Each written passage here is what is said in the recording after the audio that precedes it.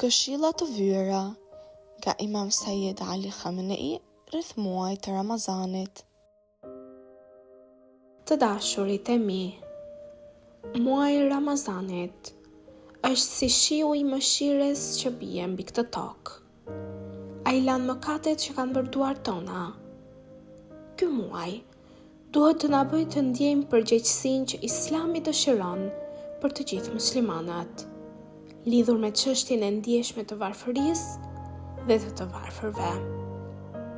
Adhurimi i agjërimit, si dhe adhurimet e tjera, rrotullohen të gjitha rreth boshtit të luftës së njeriut kundër dëshirave dhe tekave të tij.